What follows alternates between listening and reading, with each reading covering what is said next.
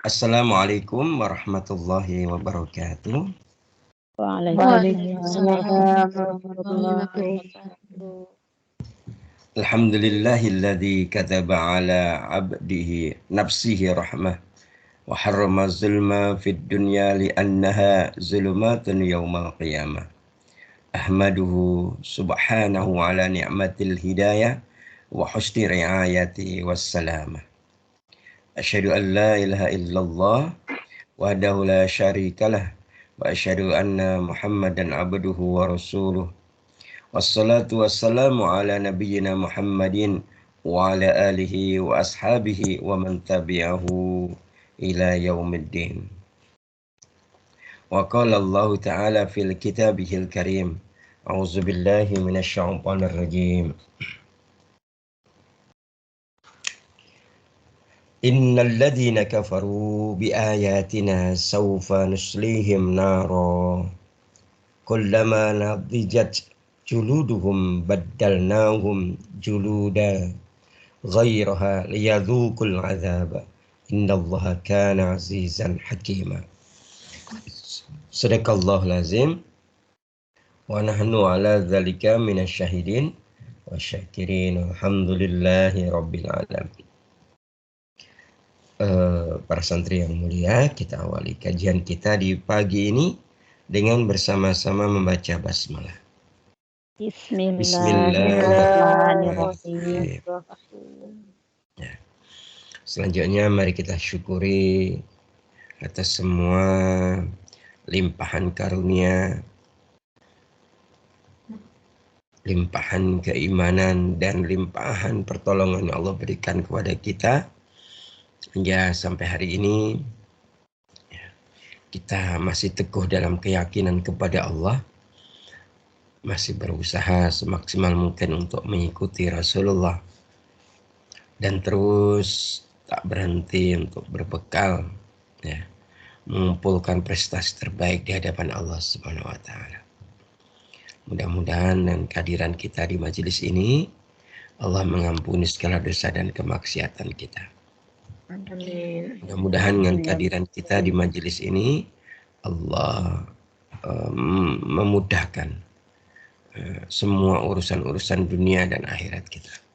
Amin. Mudah-mudahan dengan kehadiran kita di majelis ini Allah memberikan jalan keluar atas semua masalah-masalah kehidupan dunia dan akhirat kita. Dan mudah-mudahan pula dengan kehadiran kita di majelis ini Allah menyembuhkan penyakit-penyakit lahir maupun penyakit-penyakit batin dalam diri kita. Dan semoga dengan kehadiran kita di majelis ini Allah melimpah ruahkan rezeki lahir dan batin kepada kita semua. Amin Allahumma. Amin amin ya Rabbal alamin.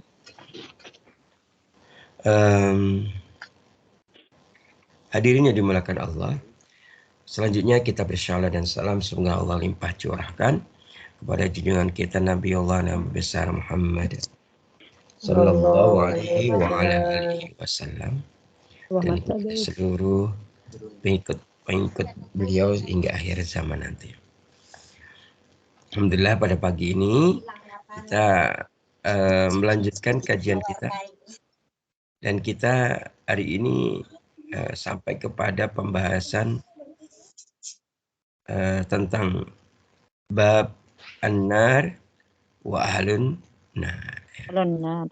Ya, bab tentang neraka dan penghuni neraka. Ya.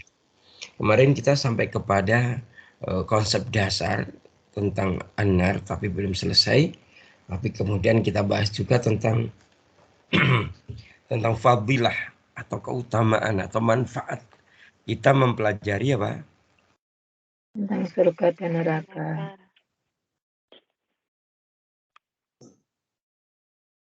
Jadi kita sudah belajar tentang manfaat atau fadilah. Kita belajar neraka dan para penghuninya itu, gitu ya. Dan kemarin kita sudah sampai yang keberapa? Ada yang masih ingat? Nomor 3. Sampai yang ketiga ya. Sampai yang berarti kita mau yang keempat gitu ya? Ya. Jadi kita tujuan penting kita belajar tentang an-nar wa ahlun nar Yang pertama yang kemarin memupuk rasa khauf minallah. Yang kedua, coba yang kedua apa? Berikan takdir, ya takdirul ma'nawiyah. Bagaimana agar kita itu ada melakukan perubahan yang baik. Dan yang ketiga apa? Menghindarkan diri dari keburukan. Ya, mengusir su. Ya, agar kita tidak melakukan keburukan. Nah, kita masuk yang ke berapa nih? Masuk yang keempat. Ya. Bahwa manfaat, ya, manfaat dari ya, kita itu apa namanya, mempelajari tentang neraka, ya, itu adalah agar hati kita itu, ya, agar hati kita itu bukan menjadi hati yang keras, ya, agar hati kita itu bukan hati yang apa? Keras. Ya.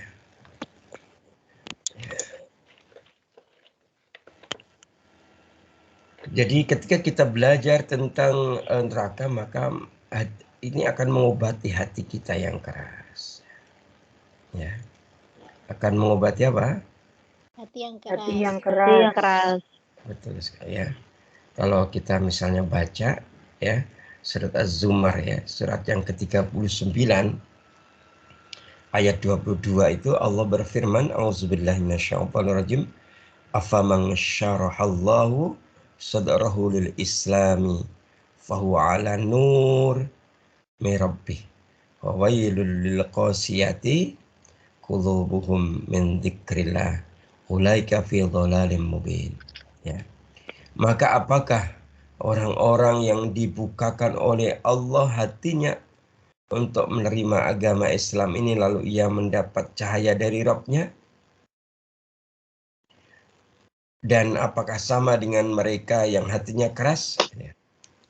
Maka kecelakaan yang besarlah bagi mereka yang hatinya keras. Ya. Ya. Jadi di situ lil khawsa'ina qulubuhum, ya, hati yang keras. Dan mereka yang memiliki hati yang keras itu Allah berfirman maka kecelakaanlah, gitu ya.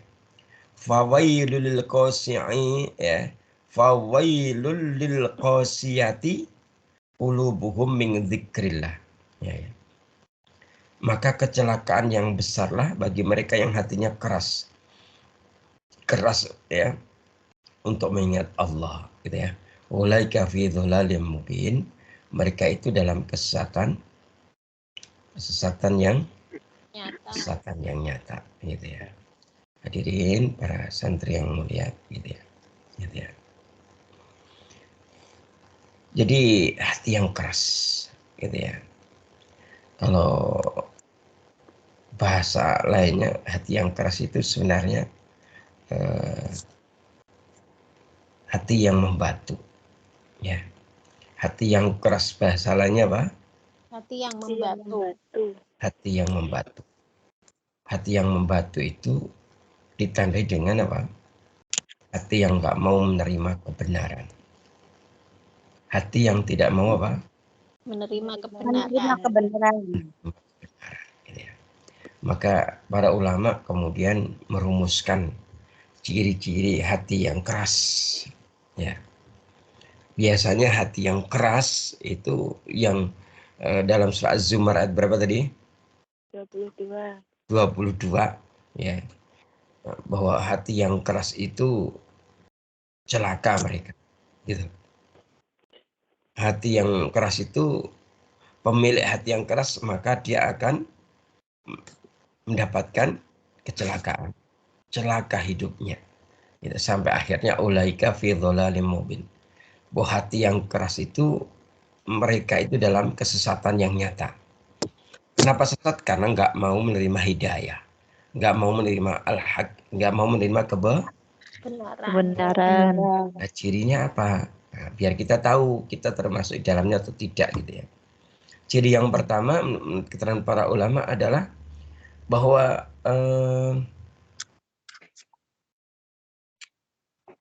ciri hati yang keras itu adalah terus-menerus bertambahnya dan terus-menerus meningkatnya kemaksiatan yang dilakukan kepada Allah. Gitu ya. Jadi kalau seorang itu semakin banyak maksiatnya kepada Allah, semakin mengingkari Allah, semakin dia melakukan dosa kepada Allah, semakin membangkang kepada Allah, itu ciri hati yang keras. Ya. Kalau dalam Al-Quran surat As-Saff ya, surat 6 ayat 5 itu sudah sangat jelas. Auzubillahi minasyaitonirrajim. Falamma zaghu gitu ya. Azaghallahu qulubahum wallahu la yahdil qaumal fasiqin gitu ya. Maka tatkala mereka berpaling dari kebenaran, Allah memalingkan hati mereka gitu ya. Kalau sudah Allah memalingkan hati mereka apa? Allah tidak akan memberikan wallahu la yahdi. Allah tidak akan memberikan petunjuk kepada mereka. Al-qaumal fasiqin, dan mereka termasuk orang-orang yang fasik. Maka kalau hari ini kita itu kalau udah mendengar ayat Allah, hati kita bergetar, kita mengingat kesalahan-kesalahan kita dan kita itu punya niat untuk berbaiki diri, ya tentunya itu bukan hati yang keras. Karena di antara hati yang keras tadi, dia itu berpaling dari Allah. Kemudian Allah memalingkan hatinya dari Allah. Itu, ya. Tidak ada kecelakaan yang besar kecuali ketika Allah memalingkan hatinya dari Allah. Ketika hamba itu dipalingkan hatinya oleh Allah dari mengingat Allah, itu sudah kecelakaan yang besar. Kalau urusan dunia, kalau misalnya ada orang yang hatinya berpaling darimu, nah itu masih biasa. Kalau ada orang yang kau tertarik kepadanya tapi dia berpaling dari hatimu, caranya gimana? Ya cari hati yang lain. Gampang tak? Gampang tidak? Gampang. Tapi kalau sudah Allah memalingkan hatinya dari mengingat Allah, itu sulit. Itu kecelakaan. Celaka dia.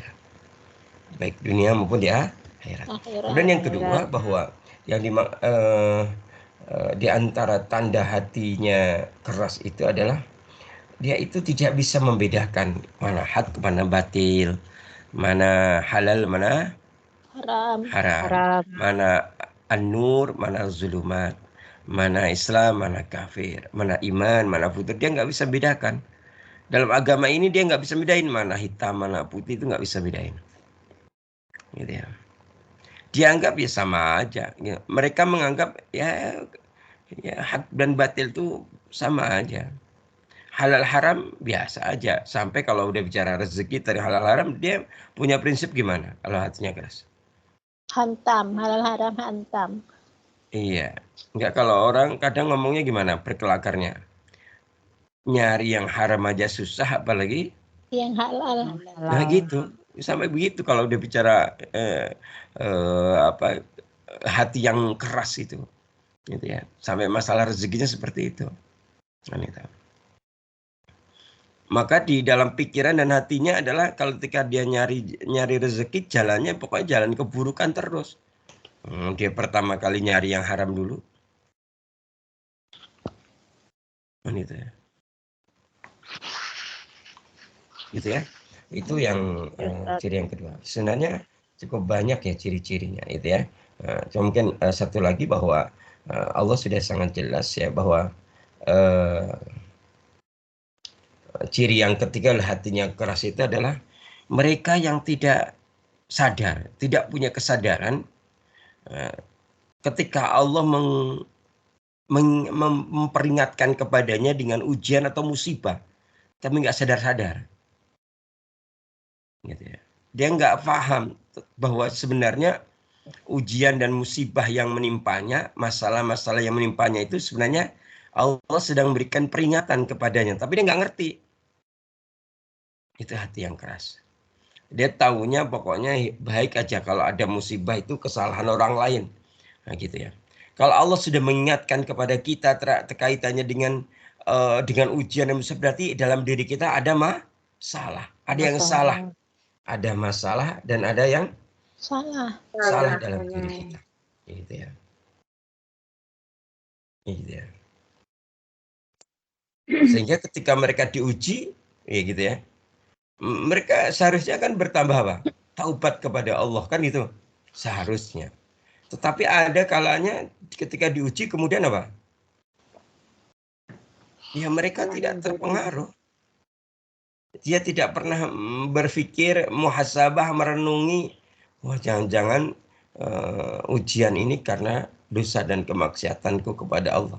Sehingga dia tergerak hatinya untuk tubu ilallah taubatan nasuha.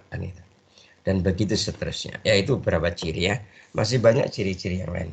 Tapi kita kembali kepada konsep bahwa sungguhnya ketika seorang itu belajar tentang neraka dan bagaimana penghuninya, maka ciri-ciri hati yang keras tadi maka bisa terobati. Maka jika kita masih memiliki hati yang keras, maka kalau kita belajar tentang neraka dan para penghuninya, maka ada kajian ini akan menjadi obat ya.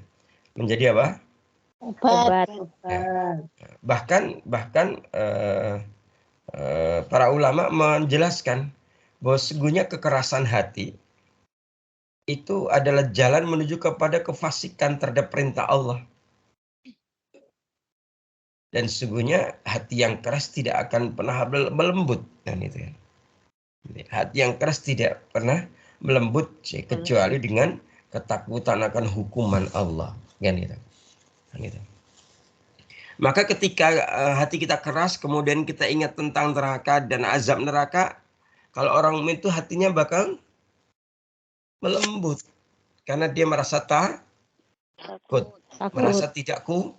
Tidak kuat. Gitu ya. Jadi kayak gitu ya. Jadi hati yang keras itu akan melembut ketika kita memiliki rasa ketakutan kepada Allah, atas ancaman Allah, atas hukuman Allah, atas azab Allah, ya, gitu ya. Ada gitu ya. Maka ketika dia itu memahami bahwa sesungguhnya amat beratlah, amat dahsyatlah, gitu ya, azab neraka itu, ya, maka peringatan itu menjadi kunci terpenting bagi dirinya, sehingga dirinya itu akan coba melembutkan hatinya. Dari hatinya yang keras menjadi hati yang lembut. Dari hati yang membatu menjadi hati yang mudah diketuk, mudah diingatkan dalam kebenaran atau al-haq, gitu ya. Jadi seperti itu. Ya, baik. Itu yang keberapa berarti? Keempat. Kita masuk yang kelima, ya. Kita masuk yang kelima. Atau kita masih ingat nggak? Kita kan ada sudah 4 ya. Yang pertama apa? Kemarin fadilahnya yang pertama? Rasa takut kepada Allah atau khauf Ya, betul sekali. Memupuk rasa takut kepada Allah. Yang kedua tadi apa? melahirkan takbir atau perubahan. Ya, melahirkan takzirul ma'nawiyah atau perubahan yang hakiki atau perubahan yang besar. Yang ketiga, menghindari diri dari su atau keburukan. Ya, menghindari su. Nah, yang keempat yang barusan kita bahas apa? Agar tidak keras. Ya, mengobati hati yang Keras.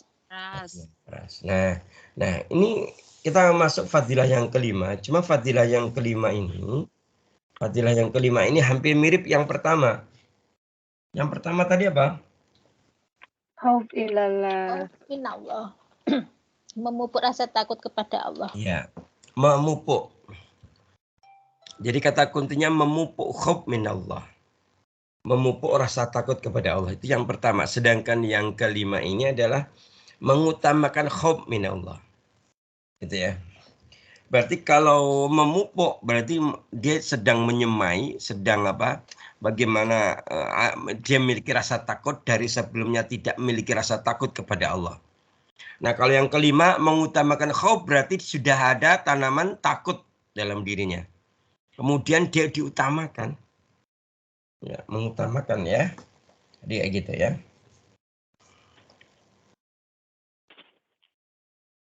Nah, sekarang kita akan bahas tentang itu.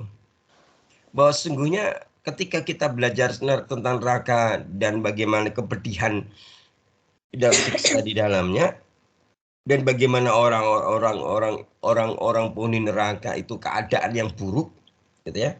Maka kita akhirnya rasa takut yang sudah tumbuh akhirnya kita utamakan. Rasa takut yang sudah tumbuh bersemi di dalam hati kita itu kita menjadi apa? Prioritas rasa takut kita kepada Allah. Gitu ya. Nah,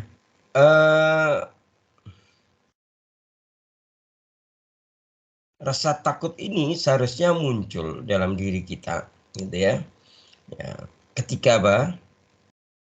Ketika kita memiliki hati yang lemah.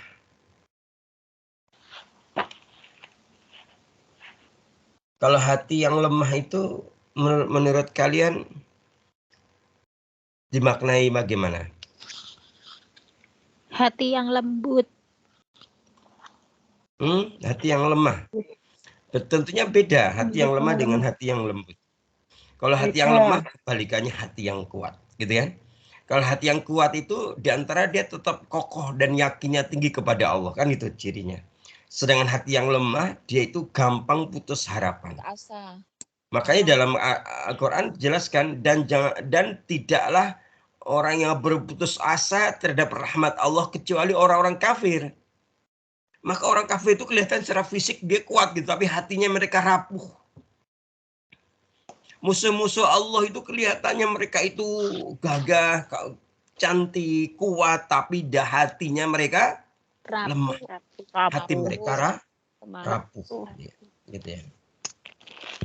Maka ketika hati kita lagi lemah, ya, jadi lemahnya semangat menguasai hati kita, atau saat syahwat telah mengalahkan seorang hamba menuju kepada kelalaian, atau yang ketiga tatkala kawan yang buruk mendorongnya menuju kehancuran, maka saat itu kita harus mengutamakan apa? Khauf minallah. Ketika hati kita kok sekarang kok rasanya kok nggak semangat sekali hatiku untuk melakukan kebenaran. Ingat, itu tanda-tanda orang yang berpaling dari Allah, maka segera munculkan khauf minallah. Yang kedua, ketika kita merasakan kok syahwat ini terlalu dominan dalam diri kita, gitu ya, sehingga seseorang itu akhirnya apa? Akhirnya dia terjerumus dalam kelalaian dari mengingat Allah karena dia itu terpengaruh terhadap syahwat tadi, maka segeralah munculkan apa? Khauf minallah. Bahkan ketika ya kita itu memiliki kawan yang buruk dan kawan yang buruk itu mendorong kepada kehancuran, segeralah kita munculkan rasa takut kepada Allah dan tinggalkan kawan yang buruk itu, gitu.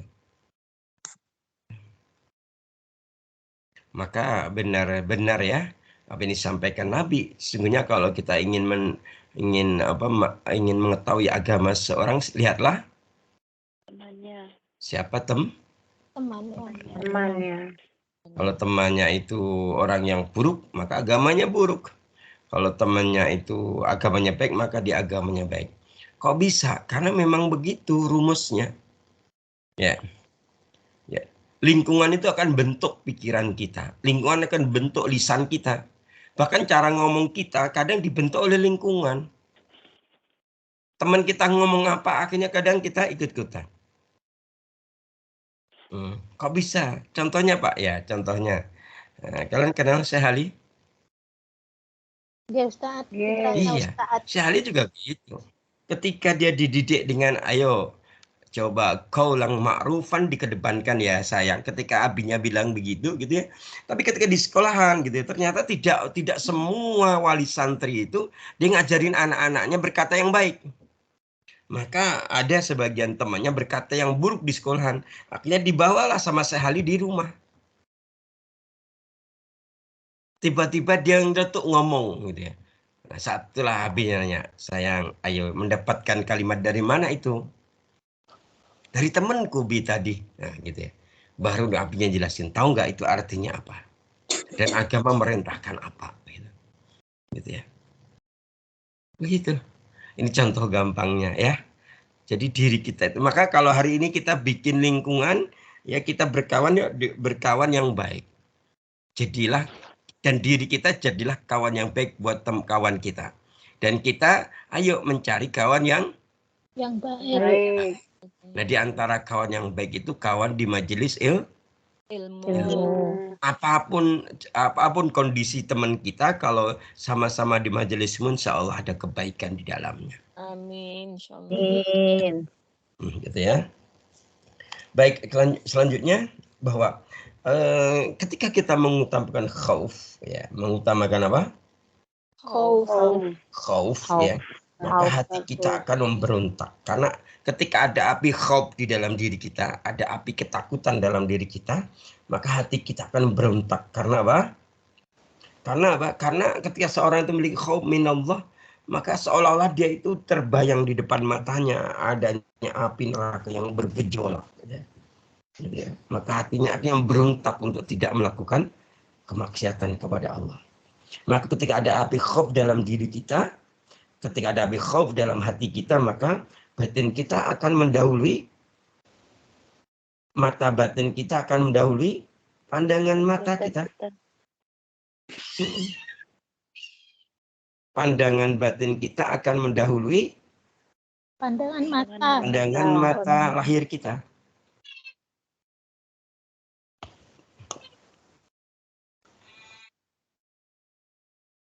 Pendengaran hati kita, pendengaran batin kita akan mendahului pendengaran telinga fisik kita.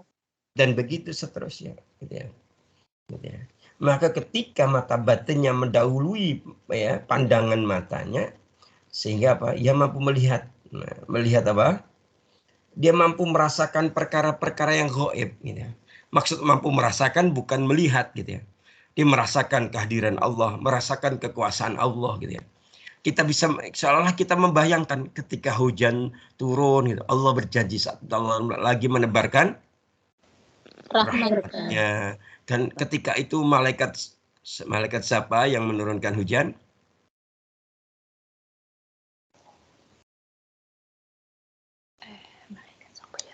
Loh, kok diam Mawan? Lupa Ustaz. Lupa.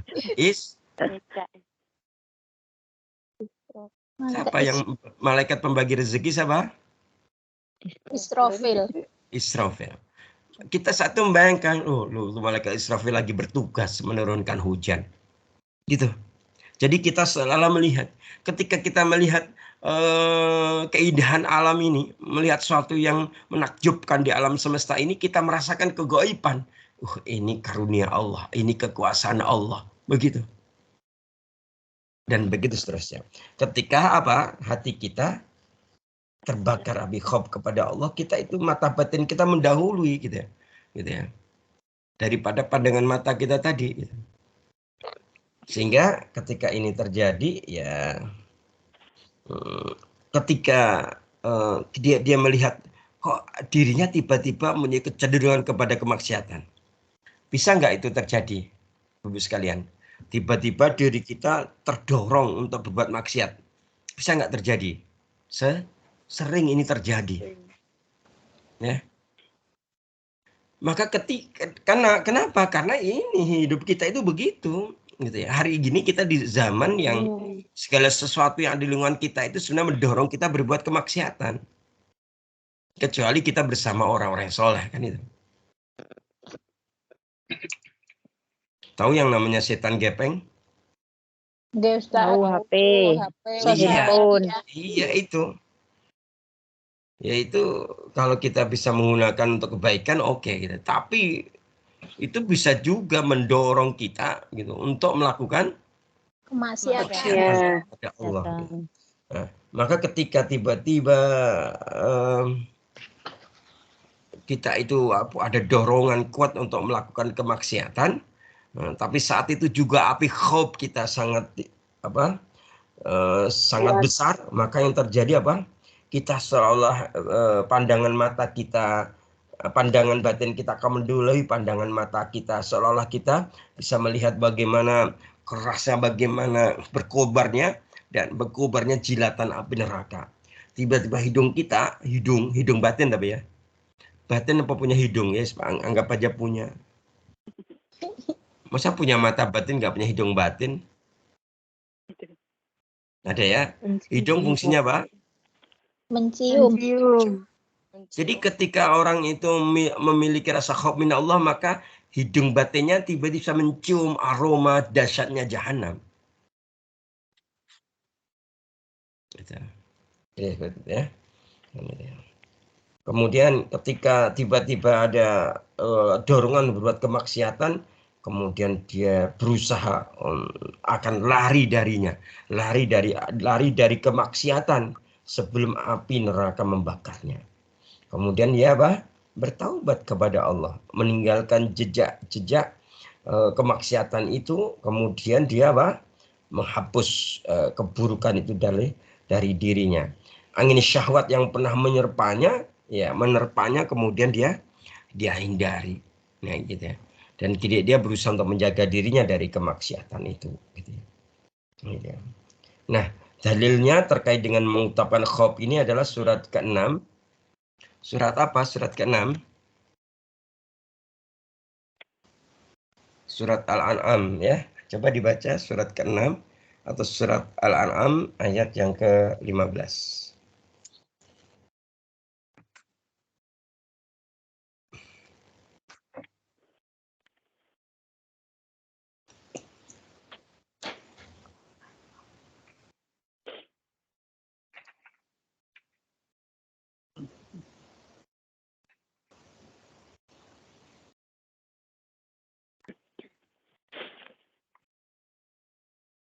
A'udzu. Ya, Ini mantap silakan dibaca. enggak. Ya Bu, silakan Bu. Baik. A'udzu billahi minasyaitonir rajim. Bismillahirrahmanirrahim. Qul inni akhafu in asaitu rabbi adzaba yaumin azim. Artinya, katakanlah Muhammad, aku benar-benar takut akan azab hari yang besar, hari kiamat, jika aku mendurhakai Tuhanku. Allahumma arhamna bil Quran. Allahumma arhamna bil Quran. Perhatikan di sini Allah berfirman ya. Kul, katakan wahai Muhammad gitu ya. Ini sesungguhnya aku, kan gitu kan. Kita kan tahu ya bahwa Rasulullah itu yang paling khauf min Allah. Kita tahu bahwa sudah sudah maksum, tahu maksum? Sudah dijaga kesuciannya sehingga dia tidak akan melakukan kemaksiatan kepada Allah. Itu pun masih apa? Aku Tetapi di sini kalimatnya bukan khauf tapi akhafu. Akhafu itu ada penekanan. Ada apa? Penekanan sangat takut gitu loh. Gitu. Kul inni akhafu gitu ya. Katakan wahai Muhammad, sesungguhnya aku sangat takut. In asyaitu rabbi gitu ya. Jika aku mendurhakai Tuhanku, adzaba yaumin azim ya. Sehingga terkena azab di hari yang azim, di hari yang besar nanti, yaitu di hari kiamat kan itu.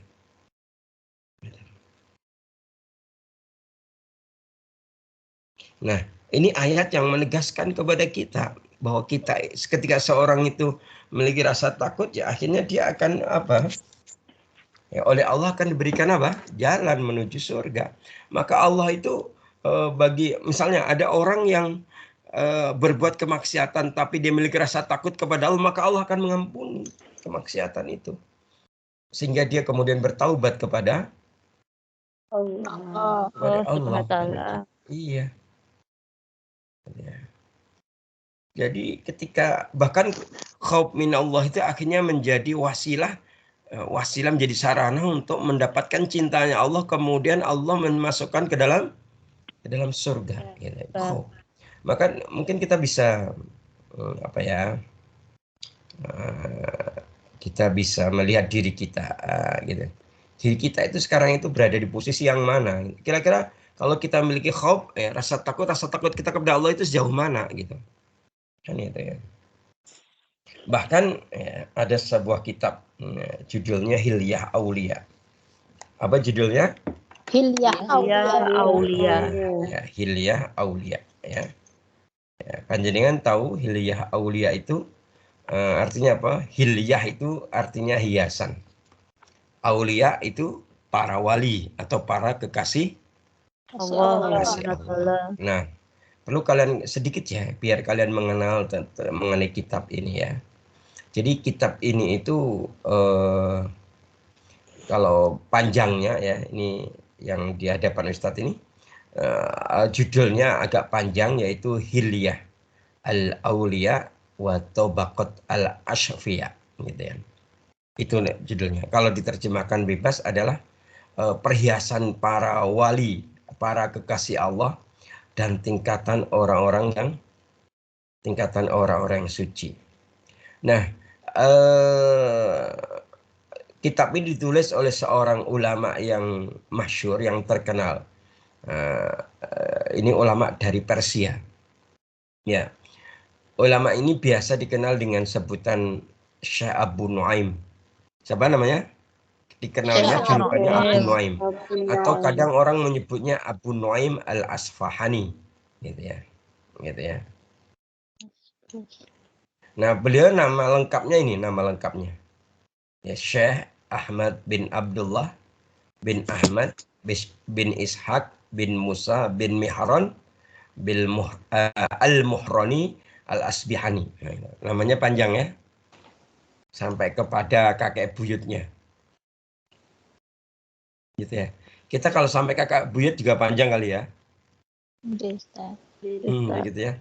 Nah, Abu Nuaim ini sejak kecil dia itu memang berada di lingkungan orang-orang yang alim, orang-orang yang berilmu. Kenapa? Karena ayahnya sendiri dia seorang ulama besar di kota Asbihan.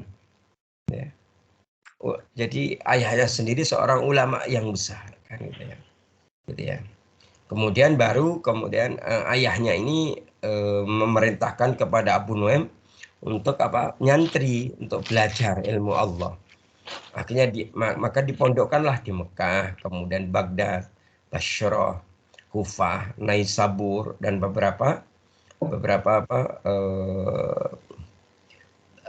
pesantren-pesantren yang lain ya. Nah, beliau itu dikenal dengan ahli tarikh. Apa? Tarikh. Tarikh itu apa? Ahli sejarah. Selain beliau itu ulama ilmu hadis ya. Kemudian seorang wali, tapi dia juga sebagai apa? Ulama ahli tarikh, ahli sejarah. Nah, terkait dengan khauf minallah ini, ya beliau pernah menulis dalam kitab Hilyah Al-Aulia. Dalam kitab itu dijelaskan tentang bahwa ternyata sebagian ulama ya lebih mengedepankan khauf minallah daripada roja.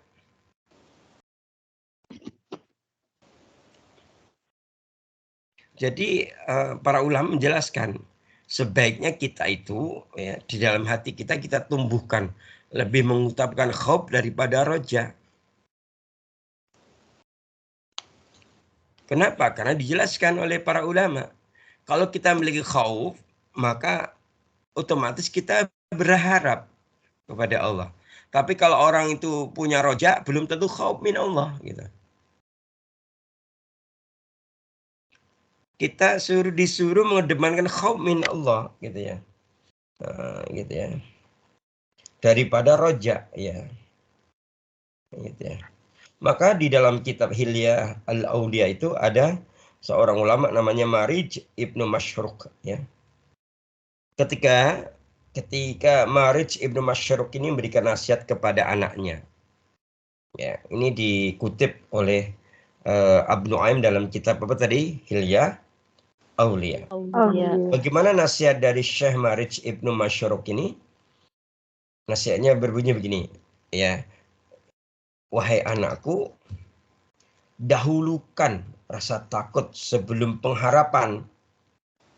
Ya. dahulukan rasa takut sebelum pengharapan. Karena Allah telah menciptakan surga dan neraka. Dan kalian tidak akan sampai ke surga sebelum melintasi neraka. Jadi tidak ada orang kalau di dalam Hilya Aulia ini Ibnu Abu Nuaim menjelaskan. Jadi kita itu akan melintasi neraka dulu baru surga gitu ya. Kan itu. Tidak kebalikannya. Kalau sudah masuk surga dia tidak akan keluar lagi. Gitu ya. Makanya ada di dalam tahapan-tahapan di Yaumul Akhir itu ada kita suruh melewati Siratal Mustaqim, jembatan di neraka kan itu. Kalau kita udah lolos kita masuk surga, kalau nggak lolos kita nyemplung. Kita jatuh di dalamnya ke jurang-jurang neraka, kita akan merasakan gejolak dasarnya gitu ya. Maka kita suruh mendahulukan rasa takut kepada Allah biar kita itu bisa melewati Siratal Mustaqim ini. Maksudnya begitu. Maka wahai anakku gitu ya, kata Syekh Marij bin Ibnu Masyruq tadi, dahulukan rasa takut sebelum pengharapan. Karena Allah telah menciptakan surga dan neraka. Dan kalian tidak akan sampai, kata Marij Ibnu Masyruq pada anaknya tadi ya, kalian tidak akan sampai ke surga sebelum melintasi neraka. Nah, gitu ya. Gitu ya. Bahkan ternyata ada penjelasan yang lain dari ulama yang lain. Bahwa ternyata khauf dan roja itu masing-masing memiliki fungsi. Nah, memiliki apa? Fungsi. Nah, ini terkait dengan hal ini nanti bisa dibuka dalam kitab Al-Yaqutah Al-Faridah. Pernah nggak dengar kitab ini? Belum, Ustaz. Al-Yaqutah Al-Faridah ya. Ini kitab-kitab ini kitab klasik ya. Kitab klasik itu yang ditulis oleh para ulama 1000 tahun yang lalu, 750 tahun yang lalu, 500 tahun yang lalu gitu. Tapi alhamdulillah kita bisa mencicipinya walaupun cuma sebagian kutipan-kutipan itu. Ya, kalau panjenengan pengen baca seluruhnya ya pinjemlah ke Ustadz. Boleh pinjem, tapi masih bahasa Arab. Ada yang mau pinjam? Tidak tahu artinya. Kenapa barusan ngomong apa?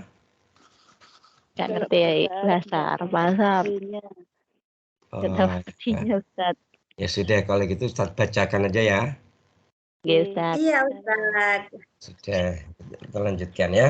Jadi ada sebuah kitab namanya Al-Yaqutah Al-Faridah. Di sini dijelaskan bahwa ternyata gitu ya, khauf dan roja itu masing-masing memiliki fungsi. Ya, memiliki apa? Fungsi. Nah, kalau khauf dalam tubuh kita ibaratnya seperti driver. Tahu driver nggak? Supir. Jadi tubuh kita ini ibarat mobil. Nah, sopirnya namanya khauf. Tentunya seorang sopir kalau dia takut kepada Allah maka dia akan melewati jalan yang mana? Yang lurus, yang lurus, jalannya Allah. Dia tidak akan melewati jalan yang dimurkai Allah. Karena dia takut, dia tidak akan melewati jalan yang sesat. Dia tidak akan mengendarai tubuhnya ya ke jalan yang mendatangkan kemarahan dari Allah. Gitu. Maka ketika kok dalam diri kita kok mulai ada muncul dorongan untuk bermaksiat, munculkan rasa khauf. Khauf ini akan mengendarai tubuh kita kembali kepada jalan yang benar. Gitu ya. Sedangkan roja itu dalam tubuh kita ibarat pemimpinnya. Nah, sekarang gini. Jika jiwa tidak bersemangat menuruti pemimpin, maka ia akan didorong oleh sopirnya. Gitu ya. Jadi misalnya nih, jiwa kita itu sudah tidak memiliki rasa rojak lagi kepada Allah. Tapi ketika masih punya sopir namanya Khauf. khauf, gitu ya, maka rasa khauf inilah yang akan mendorongnya ya untuk melewati jalan yang Allah tetapkan, gitu ya. Kan itu ya. Maka sekali lagi dalam kitab Al-Yaqutah Faridah dijelaskan jika jiwa enggan menuruti perintah sopir, pemimpinnya yang akan menggerakkannya, gitu ya. Begitu juga sebaliknya, ketika jiwa kita itu enggak taat kepada pemimpin, maka sopirlah yang akan mendorongnya untuk melakukan kebaikan. Sampai-sampai Al-Yaqutah Al-Fardah tadi ditegaskan sejuknya harapan akan menangkan panasnya khauf. Dan pedang khauf akan memutuskan perilaku taswif. Ya. Tahu taswif? Boten Ustaz. Apa taswif itu artinya? Taswif itu perilaku suka menunda-nunda amal soleh. Perilaku suka menangguh-nangguhkan kebaikan. Ya. Maka Ustadz ulang, sejuknya harapan, ya, atau sejuknya ar-roja akan menangkan panasnya khauf. Sedangkan pedang khauf akan memutuskan perilaku taswif. Ya. Kalau orang memiliki rasa takut, dia segera bergegas melakukan kewajiban, bergegas untuk melakukan perintahnya Allah. Dia tidak akan taswif, menunda-nunda, menangguh-nangguhkan kebaikan. Bahkan dalam kitab yang lain ya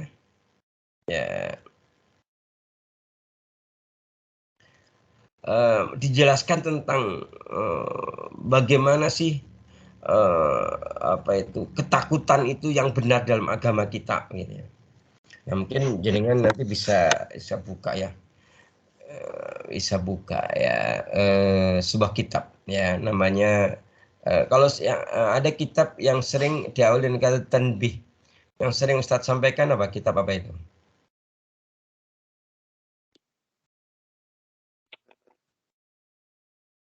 Tanbihul Ghafilin ya, seringnya ya. Pernah sering banget kan Ustadz menyampaikan kitab ini. Nah, tanbih itu peringatan, ghafilin orang yang Lalai. Nah, orang sering banget Ustadz sampaikan itu. Ini. Jadi dengan itu mbok mengenal, ya minimal tahu kitab, tahu apa ulama yang nulis, karena itu pengaruh loh nanti di yaumul akhir ternyata. Pahitnya nanti di yaumul akhir kita itu nggak punya ternyata dia udah dihisap oleh Allah, tetapi ternyata apa? Kita itu amal buruknya lebih banyak daripada amal baik kita, gitu ya. Mau dilemparkan ke neraka, gitu ya. Tapi Allah kan sayang, ada sebuah riwayat, kemudian Allah suruh nanyain, Allah menyuruh malaikat menanyakan tentang dia kenal nggak sama ulama. Gitu. Kalau dia mengenalnya, maka Allah selamatkan dari neraka. Cuma tahu namanya. Bahkan ketika nggak tahu namanya, malaikat suruh nanya, namamu siapa? Kalau namanya mirip dengan namanya ulama, diselamatkan oleh Allah. Bahkan ketika sudah nggak kenal ulama, nggak ada namanya, tidak mirip ulama, kemudian Allah suruh nanya, Allah menyuruh malaikat bertanya, kamu punya teman nggak yang mengenal ulama gitu? Punya kawan tidak yang mengenal ulama?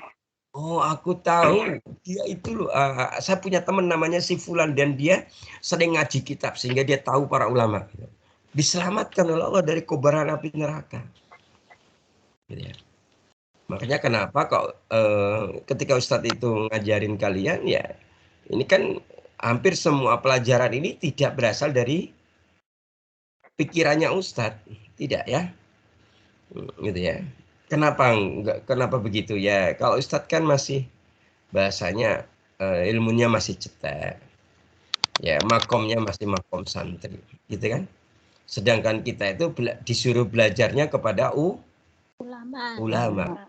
Sampai Nabi menjelaskan, sesungguhnya aku, kata Nabi, tidak mewariskan dinar dan dirham, tapi aku hanya mewariskan ilmu. Gitu. Maka Barang siapa yang telah mengambil ilmu dariku, sungguhnya dia telah mendapatkan sesuatu yang banyak dalam kehidupan ini. Sampai Nabi menegaskan al-ulama'u warasatul Ambiya. bahwa ulama itu adalah pewaris Nabi, pewarisku. Gitu. Maka kalau kita itu sebaiknya belajar kepada Nabi, tapi kalau Nabi sudah wafat, belajarlah kepada para ulama. Gitu. Gitu ya. Maka terkait dengan khauf ini ada sebuah kitab lagi namanya Tanbih, tapi bukan Tanbihul Ghafilin, tapi Tanbih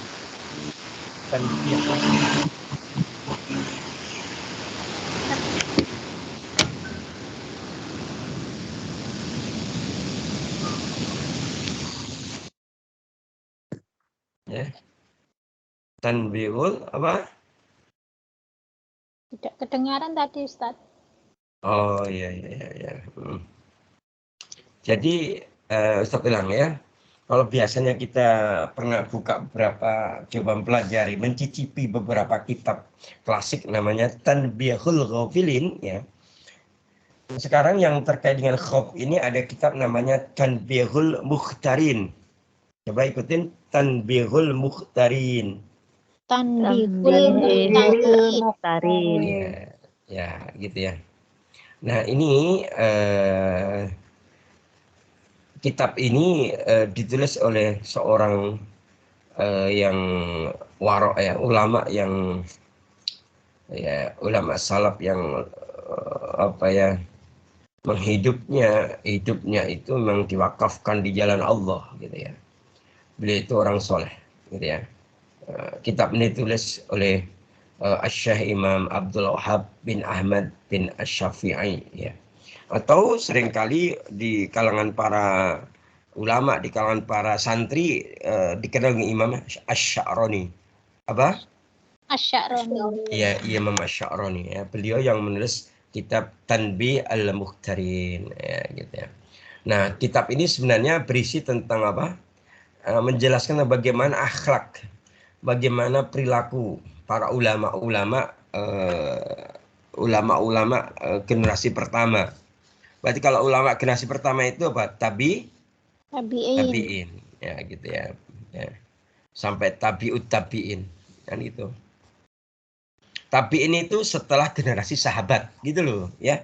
Kan ada salafus saleh, berarti dia itu generasi sahabat, setelah itu tabi'in. Pengikutnya para sahabat. Muridnya para sahabat. Nah, kemudian tabi'in ini punya murid namanya tabi'ut tabi'in. Pengikutnya tabi'in.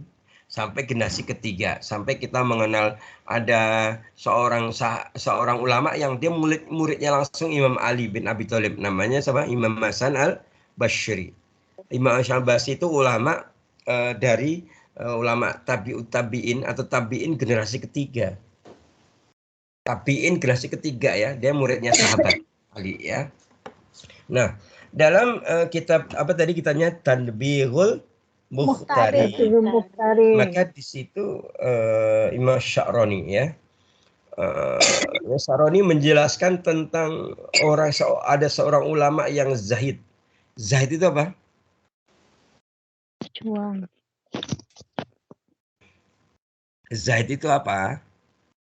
Pejuang. Lah itu jihad. Zahid itu orang yang zuhud. Orang yang zuhud maka dia disebut zahid. Ya. Gitu ya. Ada seorang yang zahid, orang yang ahli zuhud, asal Kufah. Ya. Kufah itu mana? Kalau sekarang mana? Irak. Tahu Irak enggak? Tahu. Iya, kan kita seringnya kan membacanya Irak ya. Padahal dalam kaidah tahsin itu Irak. Kita seringnya ngomong orang Arab, padahal yang benar orang Arab. Iya. Oh, dia itu keturunan Arab. Salah, yang benar keturunan Arab. Arabia. Iya, soalnya kalau keturunan Arab seringnya dipelesetkan Arab Patenggena.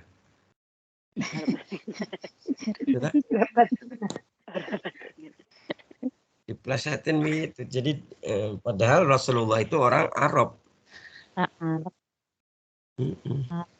Gitu ya. Nah,